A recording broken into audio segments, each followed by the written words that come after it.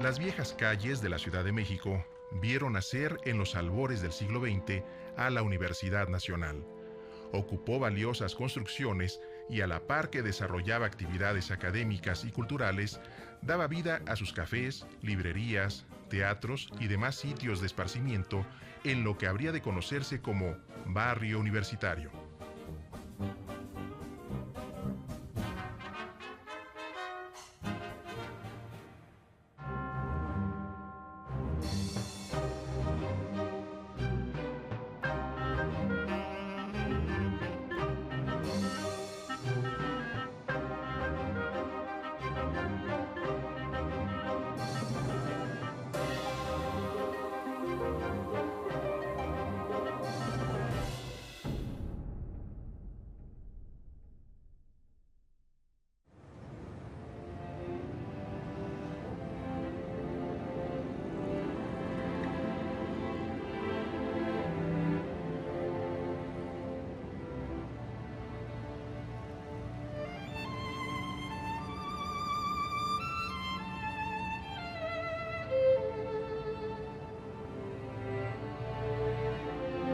Este antiguo templo perteneció al Colegio Jesuita de San Pedro y San Pablo. A partir de la expulsión de la orden y de la expropiación de los bienes de la Iglesia a mediados del siglo XIX, padeció una diversidad de usos que le imprimen una gran riqueza histórica. Algunos no muy edificantes. Fue cuartel, caballerizas, correccional, depósito de granos del ejército francés durante la invasión.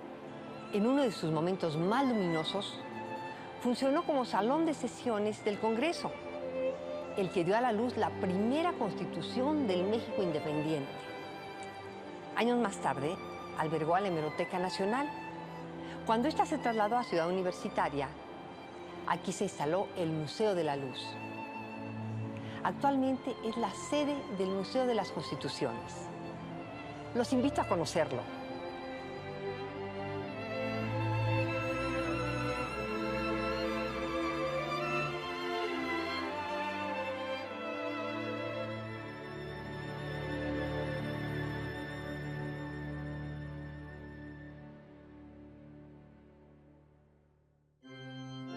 El antiguo templo de San Pedro y San Pablo, hoy Museo de las Constituciones de la Universidad Nacional Autónoma de México, debe su construcción a la Compañía de Jesús, orden fundada en 1534, cuando se envió a la Nueva España a un grupo de religiosos para fundar colegios de excelencia. En 1572 se crea el Colegio Máximo de San Pedro y San Pablo. Ahí se educaron nada menos que Francisco Javier Clavijero, Diego de Abad y Francisco Javier Alegre, entre otras eminencias. El inmueble queda concluido en 1603 con acabados suntuosos y magníficos retablos. Se dice que aquí se levantó la primera cúpula que hubo en la Nueva España. La obra estuvo a cargo del arquitecto Diego López de Arbaiza, destinándose a los servicios religiosos del colegio y a las diferentes ceremonias que los jesuitas realizaban. En 1767, al ser expulsados los jesuitas, la iglesia se cerró al culto y pasó a la administración de los agustinos, y en unos cuantos años quedó desmantelada. Debido a esto, el templo permaneció cerrado durante varios años, pero por uno de los tantos caprichos de la suerte, según Manuel Orozco Iberra, el templo de San Pedro y San Pablo fue convertido en salón de las sesiones del Congreso y se arregló para que allí prestara juramento Agustín de Iturbide como emperador de México el 21 de mayo de 1822. Al año siguiente, aquí se efectuaron las sesiones del Congreso Constituyente que redactó la primera Constitución de México independiente, la cual estableció la República Federal y se promulga el 4 de octubre de 1824. En este templo, el 10 de octubre del mismo año, toman posesión de sus cargos el presidente Guadalupe Victoria y el vicepresidente Nicolás Bravo. Un mes después, el Congreso decreta que la Ciudad de México sería sede de los poderes de la Federación con el carácter de Distrito Federal. En 1829, el Congreso se traslada al Palacio Nacional, por lo que nuevamente el recinto queda abandonado y destinado para diversos usos. Tiempo después funcionó como cuartel y más tarde alojó la biblioteca del Colegio de San Gregorio. Posteriormente, el templo funcionó como colegio, cuartel y hospital militar. Durante la intervención francesa fue el almacén de forrajes del ejército invasor. El antiguo atrio, que hoy sirve como vestíbulo del Museo de las Constituciones, se encuentra delimitado por una barda en sus lados sur y poniente, con arcos invertidos y rejas de hierro y pilares rematados por pináculos. La entrada, con puerta de herrería, se encuentra en la esquina y está enmarcada por pilares.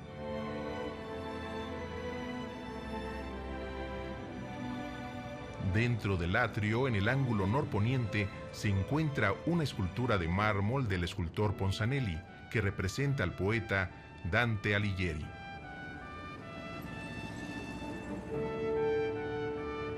La fachada principal del templo está aplanada y pintada de color naranja. Comprende la portada, marcos, cornisa y adornos de cantería. La puerta es de madera.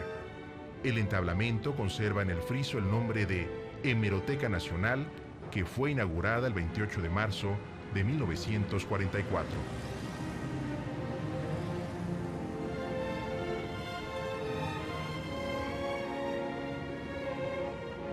En el segundo cuerpo, dos pilastras dóricas enmarcan la ventana del coro con un emplomado que representa el escudo universitario, proyectado por Jorge Enciso en 1922 y realizado por Eduardo Villaseñor. Encima, un frontón triangular, quebrado en su parte baja, dando espacio a un nicho con una escultura de la diosa Palas Atenea. A los lados de este cuerpo encontramos dos óculos ovalados de cantería. La fachada lateral, aplanada y pintada de naranja, tiene una construcción anexa de 3 niveles, la parte del transepto y una torre de estilo neoclásico. Esta tiene la base cuadrada y dos cuerpos de planta octagonal rematados por el cupulín y la linternilla.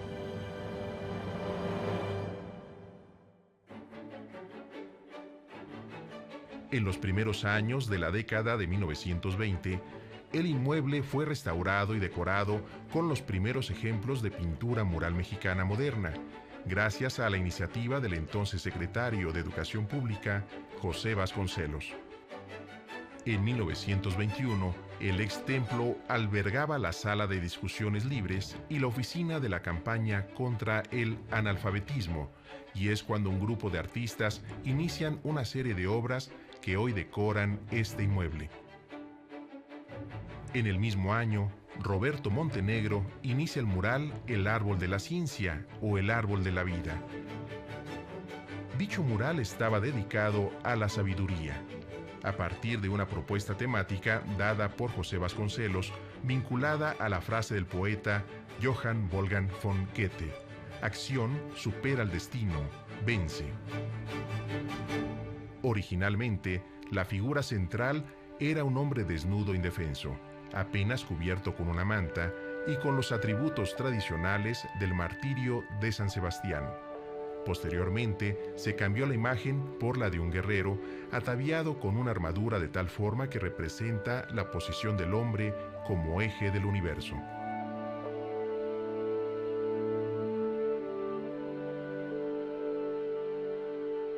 El mural incluye a 12 mujeres, que nos remiten a las musas clásicas, las cuales refieren a los 12 frutos del árbol de la vida e insinúa la presencia del espíritu y la materia en el eterno devenir del universo.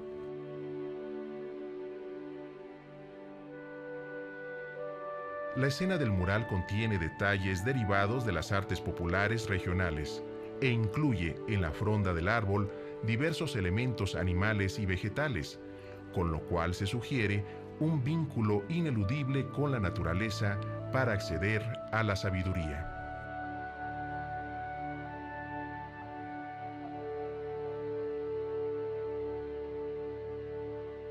se presenta al hombre como un líder espiritual que había logrado descubrir los secretos de la sabiduría y la verdad luminosa.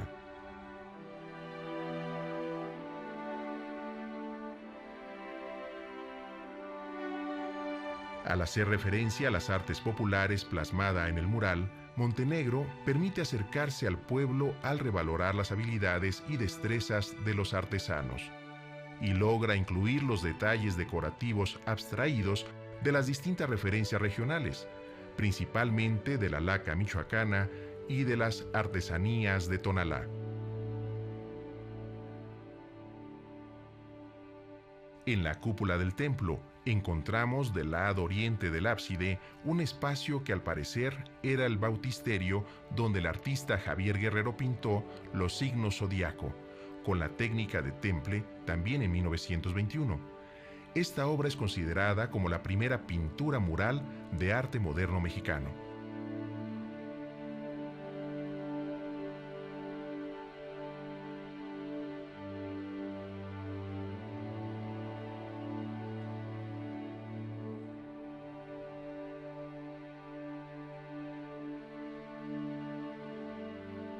Los elementos decorativos del ex templo son complementados con los vitrales emplomados con grisalla que permite el efecto de relieve escultórico ubicados en los transeptos.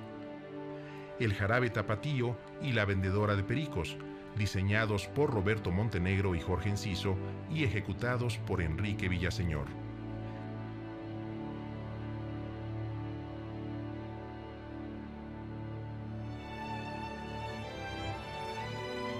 Y el escudo universitario del siglo XX, al que ya nos habíamos referido, de Jorge Enciso y Enrique Villaseñor.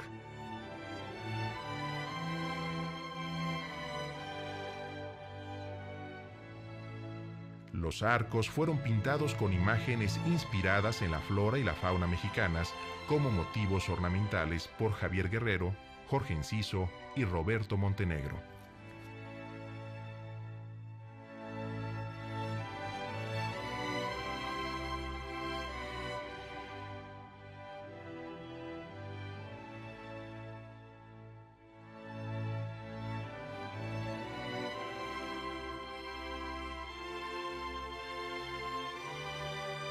Este hermoso recinto custodia obras de arte representativas del sentimiento nacionalista que inspiró el movimiento revolucionario iniciado en 1910.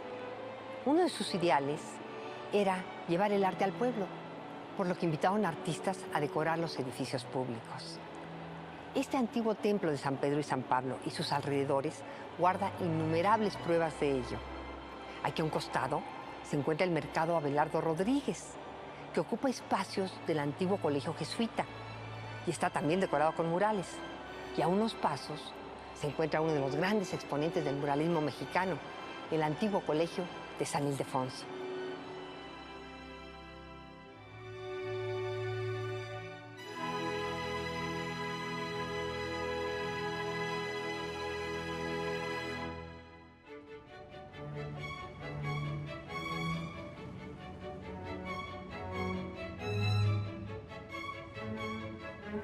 Uno de los atractivos del viejo barrio universitario donde se encuentra el Museo de las Constituciones es el mercado Abelardo L. Rodríguez, que se concibió como un centro cultural en donde tanto comerciantes como compradores tuvieran a la mano los bienes culturales, por lo que el edificio cuenta con una biblioteca, una escuela de artes manuales y un teatro. Este teatro se bautizó como Teatro del Pueblo y está decorado por Roberto Montenegro.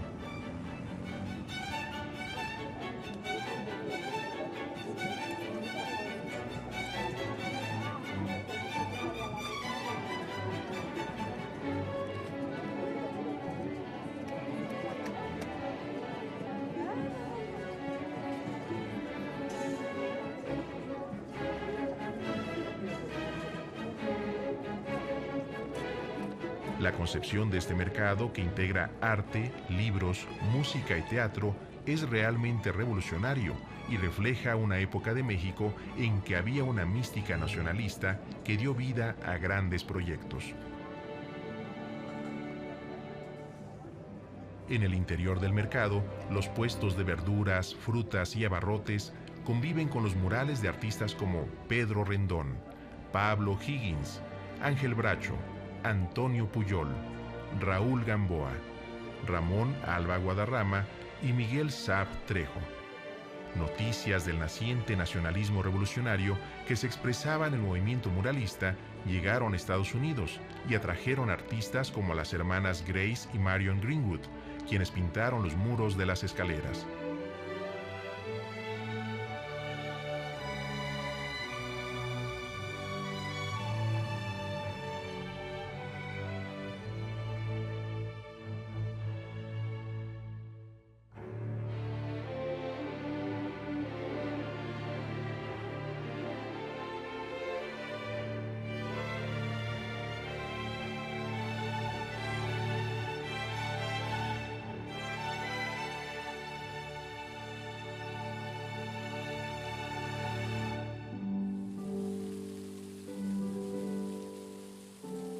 También a unos pasos se encuentra la majestuosa Plaza de Loreto, llamada así por uno de los templos que la rodea, dedicado a la Virgen de Loreto.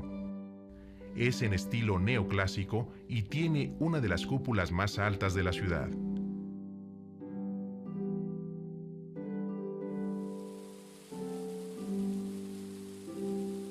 Al centro de la plaza hay una hermosa fuente que estuvo en el Paseo de Bucareli. Algunos se la atribuyen a Manuel Tolsá y otros a Lorenzo de la Hidalga.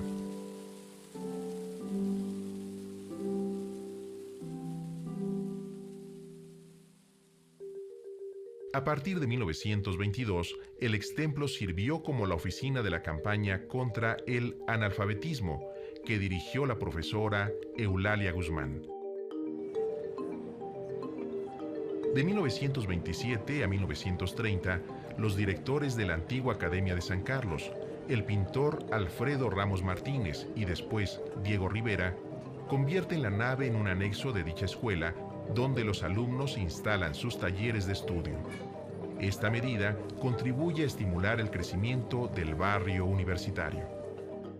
Para 1929, el inmueble pasa a formar parte del patrimonio universitario, donde se funda y se mantiene una escuela de teatro que dirigen el dramaturgo Rodolfo Sigli y Julio Bracho. También albergó varias dependencias universitarias, como la inspección de bibliotecas y el almacén de papel y libros del servicio editorial. En 1944 se convirtió en la Hemeroteca Nacional, siendo inaugurada por el presidente de la República, Manuel Ávila Camacho. Gracias a una profunda renovación del inmueble, en 1996 el Museo de la Luz abrió sus puertas, dedicado a exposiciones que incluían explicaciones científicas sobre este fenómeno. Posteriormente, el Museo de la Luz se traslada al antiguo Colegio de San Ildefonso.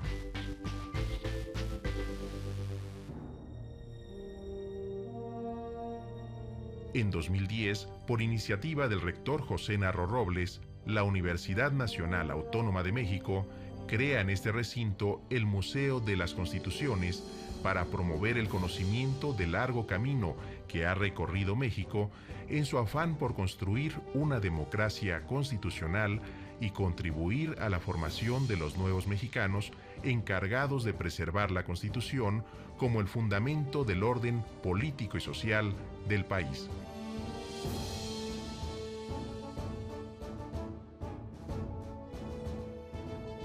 Durante la ceremonia de inauguración, el jurista Jorge Carpizo expresó: "El museo es una casa del conocimiento que recoge los momentos estelares de nuestra evolución política, así como los de tristeza, fracasos y los de cooperaciones nacionales. Aquí se recuerda y se muestra lo que han sido todas las leyes fundamentales que han estado vigentes en el país, con énfasis en las 3 que han construido y cincelado a México". El recorrido en el museo inicia con la Constitución de Cádiz, que estuvo vigente en los últimos años del virreinato y en los primeros meses del México independiente. La Constitución de Apatzingán, en la que Morelos diseñó una patria ordenada, con predominio de la ley pero también socialmente justa. La primera Constitución Federal, impuesta por las provincias en 1824. Las constituciones centralistas de 1836 y 1843, resultado de las luchas internas entre federalistas y centralistas, liberales y conservadores. El Acta de Reformas de 1847, que nos legó el Juicio de Amparo.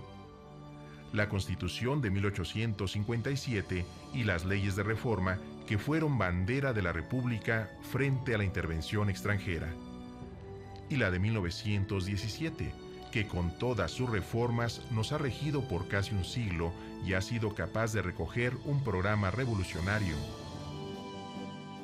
El Museo de las Constituciones, el primero en su tipo en México, exhibe cerca de 75 documentos originales, entre los que destacan los de las constituciones de 1814, 1824, 1843, 1857 y 1917. El ex templo de San Pedro y San Pablo, hoy Museo de las Constituciones, se levanta como un símbolo y testigo de la historia del país, como guardián de la historia del pueblo de México y como un homenaje para todos aquellos que lucharon para plasmar en un documento los preceptos de libertad, igualdad, seguridad y prosperidad.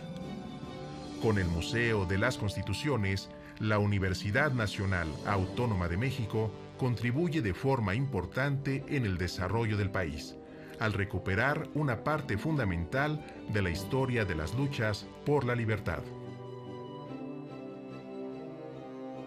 Sin duda es una historia fascinante la que guarda este Museo de las Constituciones, que nos lleva a meternos a nuestro pasado a través de estos antiguos lugares. Una visita a este añejo templo de San Pedro y San Pablo, al mercado Abelardo Rodríguez, con sus murales, teatro y biblioteca, a la Plaza de Loreto, una de las más bellas de América, nos hace revivir orgullosamente nuestra historia y mantienen vivo y vibrante el viejo barrio universitario.